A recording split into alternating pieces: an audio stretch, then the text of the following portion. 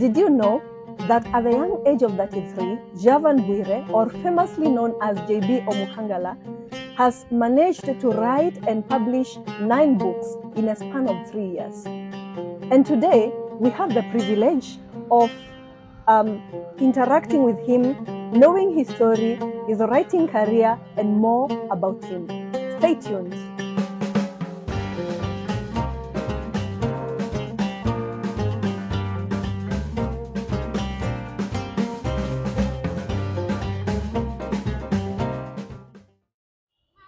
Hi everyone, my name is Victoria and welcome back to the Victoria Show. Today I have an amazing show lined up for you. I am joined by one of the most brilliant minds in our country, JB Omukangala. Hello JB. Hello. Hi. Hi. Please introduce yourself to my guests. My name is JB Omukangala, born and bred in Busia County, currently residing in Kisumu, in Nakuru. I have also lived in Nairobi for a few years, worked as a teacher for about 6 years, and now I am working as an author, a self-published author in Kenya, but now based in Nakuru. Amazing. So please take us through, you mentioned something about teaching, yeah? But before we get there, please take us back through to the route of your education journey, where you studied and where you discovered your passion for writing. I went to a school, it's a village primary school known as Miafo Primary School. From there, I went to another school that is just in the village called Nyahobi Secondary School. And from Nyahobi Secondary School, I went to Chuka University, where I pursued sociology and linguistics. Then after that, I became a teacher. I taught for a few years, then decided to become a writer. But before I decided to become a published writer, I used to write a lot of articles on social media, and that one was like a training ground for me.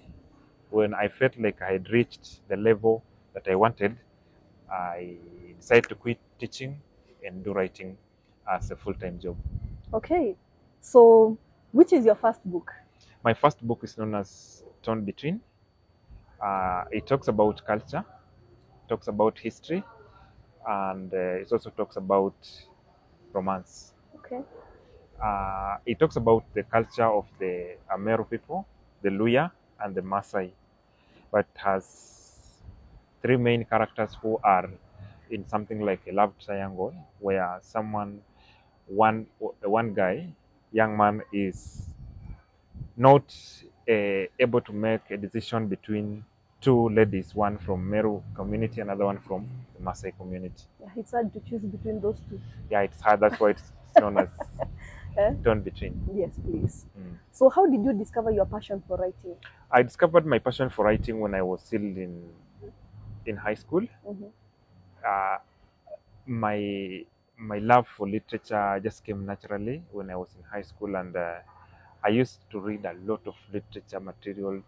I used to do a lot of, when you have something in you that it's always pushing you towards a given direction, if you are keen, you come to realize that maybe this is the direction I'm supposed to take. So when I was in high school, I used to read a lot of books, especially the Caribbean literature. Then it got to a point where I would even skip chemistry classes to go and read novels, to go and read English in the library. So JB, you are those naughty kids. No, I cannot say that I was that, but we got to a point, I was doing all the sciences. Okay. So, and then it was just 2 sciences that were supposed to be graded. So I told my teacher, now that it's not a must that we have chemistry on my list of the subjects being graded, you can be giving me time to read other subjects instead of just coming every day to the class. So he allowed me towards the end of the 4th year in high school. So I used to go to the library to read those Caribbean books, to read literature, to read just novels during chemistry classes, and mostly even during games. I just liked reading anything to do with creative writings. Okay. Yeah. So take us through the writing of your first book, Torn Between. What was it like? Of course, you've already given us the background of the story, but then I mean, there are challenges that others go through, especially when you are working on your first book. What was that one like for you? Now, my first book took the longest to write. It actually took almost a year. Mm-hmm. I started working on it in 2019. Then we got to a point where I felt like the book was empty because Mhm. it was just based on romance. Okay. So I wanted to write a book that can be read by different people in different fields and in different ages. Mm-hmm. So I decided to go back to my village to do research on Luya culture. Mm-hmm. Then I went back to Kajiado and do research on their the Maasai culture. Mm-hmm. Then from there I went to Meru to research on their Meru culture. So that when I'm writing, though it is creative writing, but now when it comes to the cultural part, it is factual. Okay. You have something that people from that community cannot refute or argue that it's baseless, it's not well researched. Mm-hmm. Now that's why the first book took long to publish. Then I wanted to do traditional publishing. So in 2020, I submitted to a traditional publisher. It took like 7 months without them giving me any feedback. So I decided to withdraw Okay. and do what we call self-publishing. We have a lot of challenges when it comes to self-publishing, but Mhm. if you've already made up your mind, you know it's going to be difficult, but you've chosen that path. So you will have to jump every hurdle that you come across. Okay. Yeah. Let me take you back to the Meru and the Maasai culture. I mean, those are not the only communities we have in the country. Yes. So what sparked your interest, especially in those two communities? Now we have communities that have authors that have written so much about them, like the Kikuyu, the Luo. These people have very great authors. If you just try to name great authors in Kenya, a list of the Kikuyus will be there, a list of the Luos will be there. But now, when it comes to the Maasai culture, you know, in most cases like the Meru, if you mention Meru, people just know Mira and Enga. Full stop.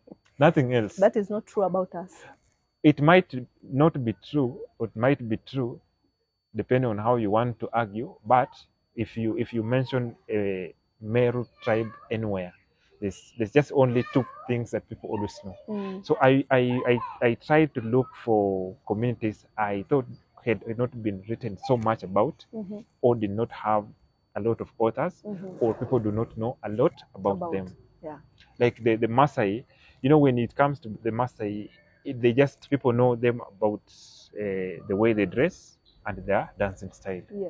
Now, how about the others? How do they carry out their, for example, dower payment, child naming, marriage process? You have to go through to go into details of this kind of activities to bring them to the limelight. So that's what I was doing. So I wasn't just looking about. I wasn't just looking on the way they dress and how they dance. No, how do they conduct their cultural activities? Like now, initiation of maybe boys to men. How do they do it? How is it different from other tribes? Yeah, those are some of the things I was looking at. Okay, that's interesting, and it's amazing that you took your time to go through the communities to actually research. I think most people, when they are writing about other communities, you tend to see people just basing their arguments on misconceptions. But that you took your time to go down there to the ground research is amazing, because of course you give a true representation of what the people really are. Yeah. Yes. So you talked about a traditional publishing, and then we have self-publishing. When traditional publishing is quite known, where you take your book to a certain known publisher, they look through it, they work on it. Would you please take us through self-publishing? What exactly do we mean by self-publishing? Now, with self-publishing, okay, I'll just talk about traditional publishing a little. then I will go to self-publishing. Okay. Traditional publishing is where when you are done with what we call the manuscript, your story, you submit it to a publisher. Then the publisher is going to do the rest: edit, format, design the cover, market, sell, and then you are going to receive what we call the royalties. Royalties in Kenya hardly goes between between 4 to 10. That is 10% of the total amount that your book is going to cost. Wait. Now, regardless of how much they have sold. If, for example, your book is going for 700, the maximum you can get from that book is 70 books. Now, I decided to do traditional publishing. At first I had chosen to do the traditional publishing because I was not financially capable of doing self-publishing. Yes. Self-publishing is expensive. It is so demanding. But we got to a point where I said, I am ready for this. I will do what it takes to publish my book using the self-publishing way. So self-publishing is where you write a book, you edit the book, you design the cover, you format, you print, you market, you sell, you deliver as an individual. Now, it is a long process to an extent that some of us tend to skip some of the steps to make work easier. Okay. And that is one of the things that is compromising on quality of self-published books. But when it comes to traditional publishing books, they have all the resources they need. They have all the resources they need. So a book can undergo like 3 or 4 editing processes. But now for self-published, editing is very expensive. Now, assuming, for example, I've written a book that is 6,000 words. That means I will have to spend at least 60,000 to just edit the book. Now, we still have cover designing. We still have a layout of the book. We still have printing. All this process, you find that ISBN. Yeah, we still have you still have all those things. You see, you have to pay for all of them. Okay. But now, when it comes to self-publishing and someone feels like editing is going to cost them a lot of money, they might decide to do it themselves. Then they say, because I know English, I can edit this book. But now, when it comes to editing, it's not about English. True. Editing is about the structure. You might have written a perfect English, but the book is not well edited. We always make sure that there is a story. You might read the book to the end, but you are not able to tell what is this person, what actually pushed this person to publish this book. So self-publishing entails a lot of, it's actually labor intensive, and it's also expensive. So when you compare these two, but it's rewarding, that is, the difference is in self-publishing you get 100%. If a book is costing 700 shilling, it is 700 shilling in your pocket. But when it is traditional publishing, if it's costing 700 shilling, only it is 70 books. It's yours. What? That's maximum. Yeah. You can still get 40 books from each book. Yeah. So when you compare the two, you feel like if you are a person who knows how to market your products online, because online now, if you compare today and in the past, today the internet has given us a platform to market our products, and you can reach a very large audience using social media. And then I was someone who could capture people's attention on social media. That's why I decided, let me do. Actually, you write very interesting stories. Yeah. Those are just I don't write because I have time or because I just want to write. I am writing to convince my potential writers, my potential consumers, that actually I can write. You look at this. Yes. I have just composed this. Yes. I've just come up with this. So every day I come up with something new, something interesting. I don't have to go and rehearse and I have just decided to write this story. I am here, like we can meet here today. I decided to write a story about our meeting, and it's a very, very interesting story, and it's just something that I've just made up. So that is a way. That's actually the best way of convincing people who you want to read your books that you are an author, that you actually know your craft. You know you can write. You can play around with words. JB, in a span of 3 years, you've written and published 9 books. Yes. Tell me about that. Now, when I decided to start writing, I decided that it's going to be my full-time job. Okay. You know, just writing a single book, as I've told you, it can take you a whole year. Yes. But now, as the more you do it, the easier it becomes. Mhm. You start getting experience. You know, okay, these are some of the things I should avoid when I'm writing. These are some of the things I should incorporate. Mm. So in the last 3 years, there's a lady I've been working with who is my personal assistant. She always go through my books and then give me a review. But sometimes she can just tell me, I would like you to write about this. Mhm. Then I go sit down and write about that. Then it becomes a book later. So my writing journey has not been that bumpy. I've not met a lot of hurdles on the way. And when I decided that I want to do this full time, I decided to sit at home, Mhm. write books, edit books, market books, and sell books and deliver them. Yes. Now, I was aiming at a point where we would have my books publishing other books, marketing other books, and delivering other books, and still sustaining me. Mm. Mm. That's why I decided, you know, my first book, this book, I wrote it using a phone, the whole of it. I didn't have a laptop, Mhm. but I hate that urge. Every time I take a phone, I feel like, no, I can write this. Because I was writing on social media using a phone, I gave myself confidence I can do this. So I wrote the whole book using a phone. Now, when the book was out and people liked it, actually got enough money to buy a laptop. Mhm. Now, when I bought a laptop, now writing became easier. Easier. Then I decided, let me just do this as my career, from now henceforth, or for the next like 4 or 5 years, I'm just going to be an author, and I'm going to be a serious one. I have to stand out in And the it market. is true you stand out. That's true. Because I'm thinking to myself, this is just 3 years. 3 years.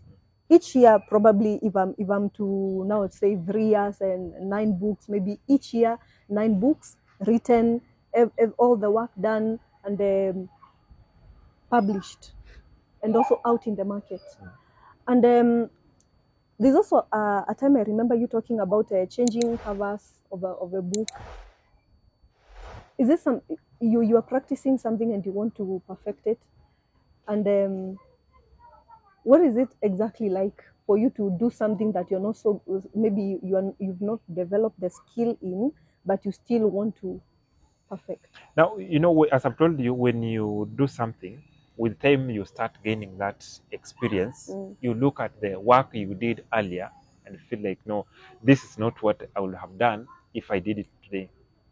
Most of my books undergo improvement after almost 3 or 4 months. I still go back to read my books and look at some of the things I wrote. No, there's a level I want to be. That's why, like now, if you look at this book, this is Marriage of Dolls. A Marriage of Dolls. So it is second edition. Yes, yes. Now, it is second edition because when I was reading it the third time, I felt like it was not complete. It's not. It has not met the threshold of a book I wanted to write. So I decided again to sit down and incorporate those ideas I felt were important. And also when after writing this book, you know, I keep on visiting some of the places that I used as the scenes or settings. So you might go to that setting and you discover something that is new, something that's very important. You feel like, no, I wrote about this place, but let me try and add this because it is factual and I have proved myself that this thing exists and this is how it used to happen. So you can still come back to your book. You go to a place where you wrote a story about that and then incorporate the idea into the book. Okay. Yeah. So it can come to a point where you decide, now this will be second edition because I have changed a lot. But if you have not changed a lot from your book, it can still remain just the way it was. Okay. Yeah. So, for example, if you are to speak to young others or someone who is aspiring to write? What are some of the things that you would advise them to check on? Now, it is very tricky today because people will see you in the market making money from books and they feel like this guy is making money. I also want to write and make money. Yeah. Then you write your book and nobody buys. Actually, marketing books in Kenya is very difficult. Marketing and selling them, very difficult. You have to build a brand. You have to grow yourself for people to start buying your books. For you to build that confidence in people, it's not easy. But now someone will just see, like this guy has sold 10 books. So it looks like this guy has made 10,000 today from books, which means writing pays. Yes. Let me become a writer. That thing is not in you. Many people have decided to start writing and gotten stuck. Talent. You will get stuck. Yeah. You force until you come up with a book and people do not buy. Because even the way you are marketing that book shows this guy does not have content. No, of course you can tell a person who can write and one who cannot write. So you are trying to market the book, but then it becomes very difficult for you to market that book. And a potential writer who is a reader who is serious will look at that and say, this person is not. I once read a book. The first few chapters were good. I think kuna mahali huyo mtu alifika aka lose track. Yeah, it happens. There is something we call writer's block. Though it has never affected me, by the way. In the whole of my life, I've never experienced what we call the writer's block. But I hear people suffer from that thing, where you write a book, you get to a point, you feel like you have exhausted everything, you have to rest, you put it aside. You will again continue later on. For me, it never happens that way. Today, if I decide that I am going to write a book and publish it in June, I'm actually going to write and publish it in June. Now, since I told you that book took me like almost a year to write because it had a lot of research. And in research you cannot just have one correspondent. You'll have to have 1, 2, 3 going forward.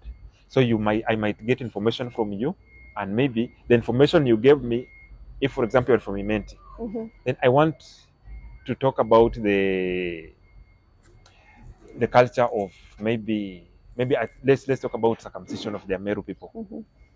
The information you're going to give me about the circumcision process and the information that someone from Igembe is going to give me will be totally different. Of course. Our cultures are quite different. So I have to be very specific, and I have to go to the subtribe that will give me the information I wanted.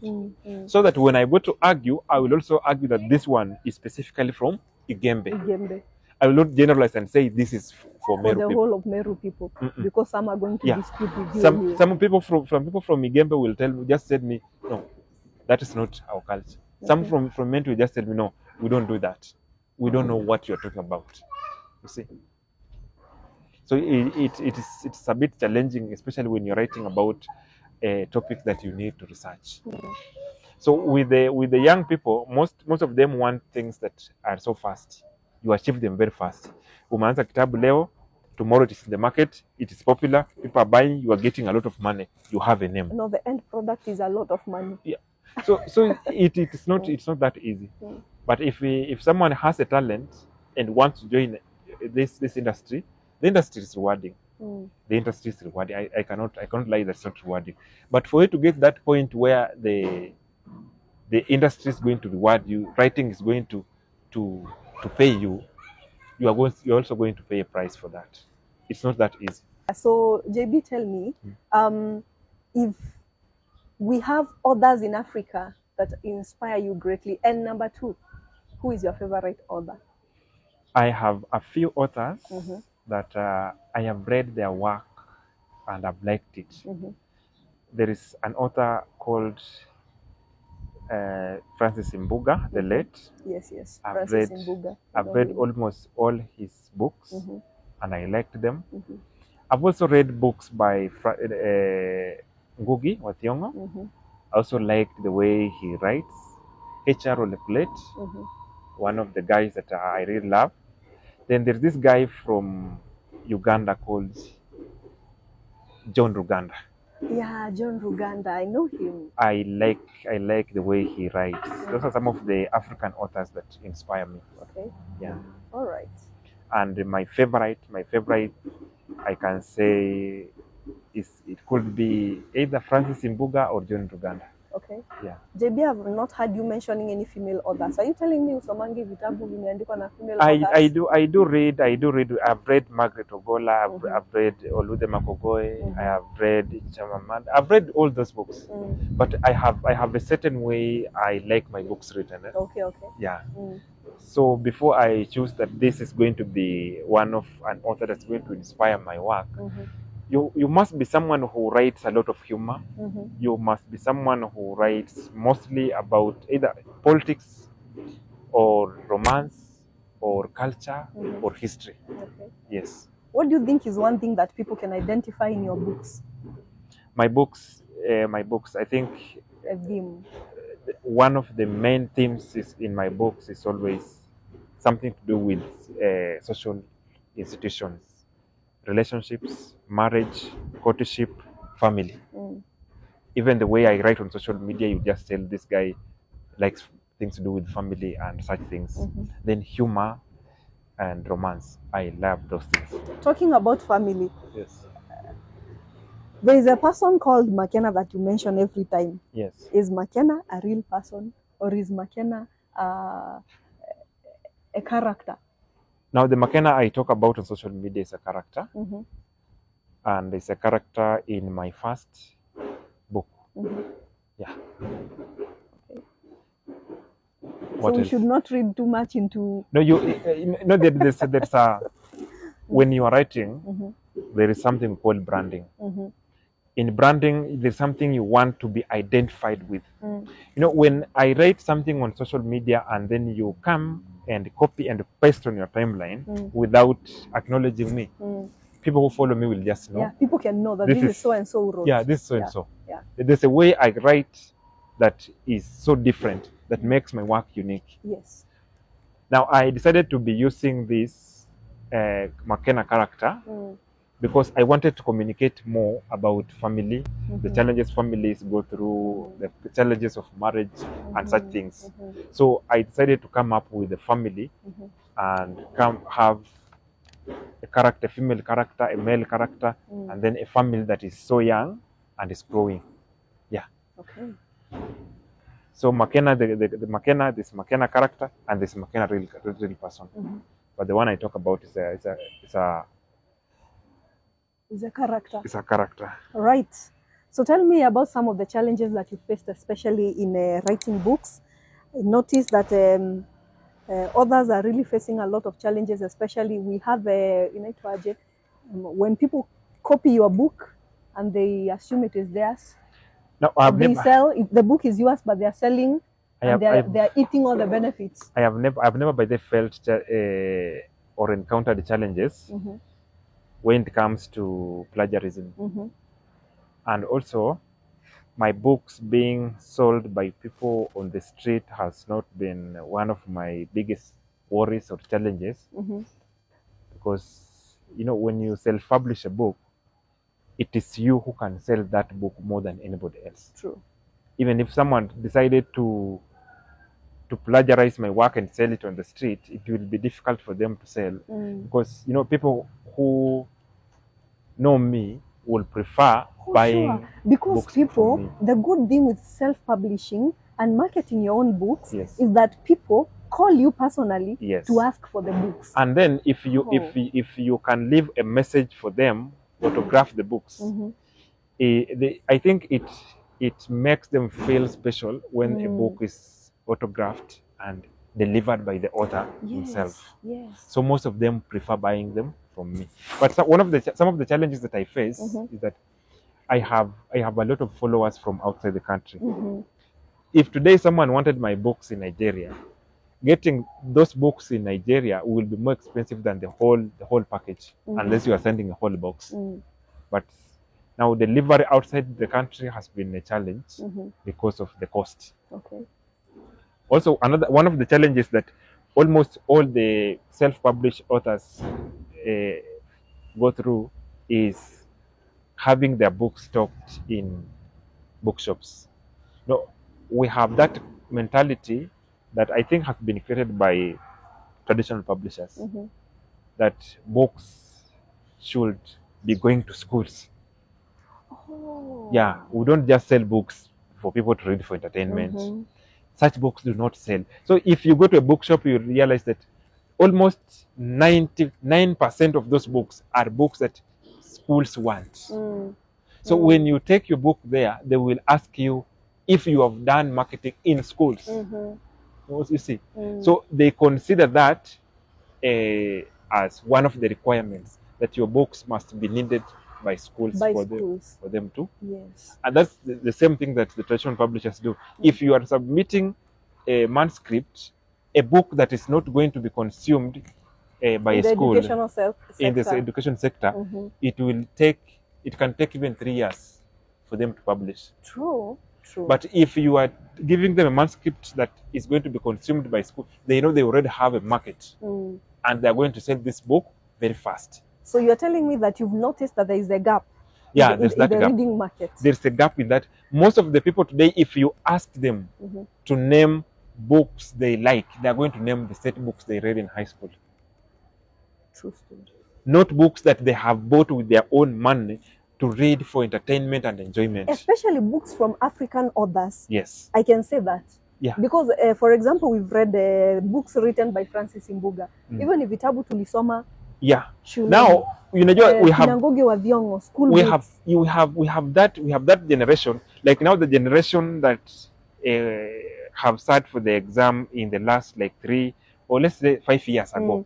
When you ask them, they are going to talk about the river between. Yes. The river and the source. The river and the source. They are going to talk about. When you talk about 10 people who finished high school in 10 years ago, they'll talk about Utengano, the river between, and Enemy of the People. But they're not going to mention books outside those. Yes. Yeah. Yes, that is true. Now we have those people, and that's the mentality that this bookshop and the traditional publishers have created. Now, if you are a traditional self-published author who has already observed a gap in the market, you can come up with books and find a way of convincing these who liked literature but are not reading books today, that you can actually write. You entertain them, show them that this is how I write, and I can write about this, write and this and this, and these are my books. Okay. Yeah, they are likely also to enjoy these books the way they enjoyed said books. True story. Yes. All right, so now let's talk about the books that you've been writing, the 9 of them. Yes. Hey, JB, 9 books in 3 years. Where you are a literally genius. I try, but sometimes we have a lot. But it's not. If I were not, when I started writing, it got to a point where I was getting a lot of requests from people for me to guide them, for me to aid their jobs. So it got to a point where I decided to start. There's something called Namada Books. Yes. Namada Books is like a label. We come together. If you can write. We come together, you sign a contract that I'm actually going to publish at least 1 book a year. And then you pay a commitment fee. So after paying a commitment fee of 3,500, I tell you, every time you publish a book, I'm going to return this money. 1,000 for if you actually publish a book a year. For every book you publish every year, I give you back your money. The commitment. That commitment fee is the money you've given me. You've committed to write. It's not my money. You publish a book, I give you 1,000. You publish a book, I give you. By the time we are done in 3 years, you will have already gained confidence, and you have already gained experience. You can do it on your own. So if you decide to leave Namada, I have no issues. Yes. Yeah. But at least I have jump started you. Yeah. All right. So where can people find your books? My books, currently, they are found at Kibanga Books in Nairobi. We also have them at Himani Bookshop in Nairobi. Then the main one is Nuria Bookstore. Yeah, Nuria. Yeah, Nuria Bookstore have really helped me to distribute books in Nairobi. But most of the people prefer having books delivered from me. So if you want to get my books, you just go to my social media, JB Omkangala, especially on social media, on Facebook. You DM me or on WhatsApp. If you DM me, you will just automatically get my WhatsApp number. Okay. Then you come to WhatsApp, I will deliver the books anywhere in the country. Yeah. All right. Would you mind showing us? Yes, I have. This was my second book, Okay. The Midnight Sun. Now, the Midnight Sun talks about the Iteso culture. Okay, before I didn't even mention this. I'm a sociologist. I'm a linguist and a sociologist. Okay. So, sociolinguist. A sociolinguist, someone who studies language and studies people. Scientific study of people. Yeah. Now, after doing sociology, I developed the interest to study other people's way of life, the culture, and the history. Okay. So I wrote this one as my second book. Now, as I told you, this one is talking about the Maasai, the Luya, and the Meru culture. And the Meru culture. Yes. After that, torn between. A friend of mine requested me to write about the Iteso. So I had to research about the Iteso and write a book about the Iteso culture and the history. So that's how this book was born. So The Midnight Sun was my second book. Okay. Now this book has been used as class reader. The way I've written it, it's like a set book. It can be used as a class reader. It has also been used by people who are studying their masters to write their research papers. About 4 or 5 have used it as a reference book. It talks about the Iteso and also talks about family issues, especially single parenting, relationship, betrayal, forgiveness. Yeah. Yes. So this was my second book. The Midnight Culture. And then we have this. The Midnight Sun, I mean. This was our third book. After I started getting people wanting me to write with them, I decided to do what we call anthology of short stories. That's how we wrote this. I've written this one with 9 other authors. Okay. So that was my third book. My fourth book was a guide book. This is a new set book. So guide book, yeah, The Samaritan. It's a play, the compulsory play. Okay. This one was my fourth. This one I've written with a lady known as Karen Orapidi. That is my personal assistant. It's like my editor. Okay. He reads almost all my books. Then this one was my fifth. Now my fifth book came in 2022 December. That's when I released this. This one is a sequel of Torn Between. Okay. This is a part 2 of Torn Between. Yeah.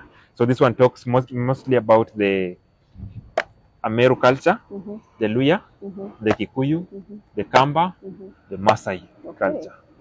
And then it's actually one of the most humorous books I've ever written, because it talks about a family that's a family of a nuclear family, a young family where a couple is trying to learn how to cope, how to live together.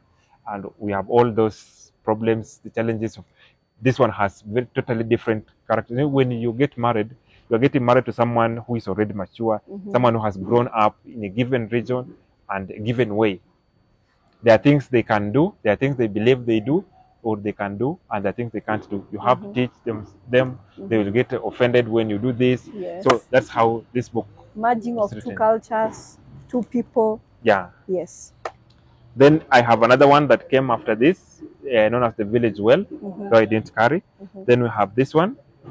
This one was the More Than Meets the Eye. Yeah, I think this one was the 7th.